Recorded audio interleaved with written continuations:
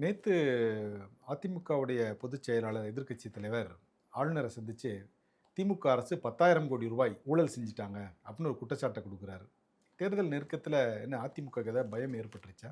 இல்ல அச்சம் ஏற்பட்டுருச்சா? இல்ல இத்தன நாள் இவ்ளோ பெரிய ஊழல் நடக்கும்போது கூட வேடிக்கை பார்த்துட்டு இருந்தாங்க. இதே இது எதிர்க்கட்சியா இருக்கும்போது, எதிர்க்கட்சி தலைவர் திரு மு.க. ஸ்டாலின் போய் அன்னைக்கு ஆளுநர பார்த்தாரே, அன்னைக்கு அது மாரி பயம் வந்துருச்சா? இங்க திமுக ஆட்சியில தப்பு செஞ்சா, அதிமுக தான் தட்டி கேட்கும். அந்த தட்டி கேட்கக்கூடிய கட்டமைப்பு வசதி அந்த கட்சிக்கு தான் இருக்கு. 2வது ஒவ்வொரு இதுலயும் சொல்றாங்க. நீங்க ஒரு ஆண்டுக்கு 1,00,000 கோடி, மொத்தமா இத்தன வருஷத்துக்கு இவ்வளவு.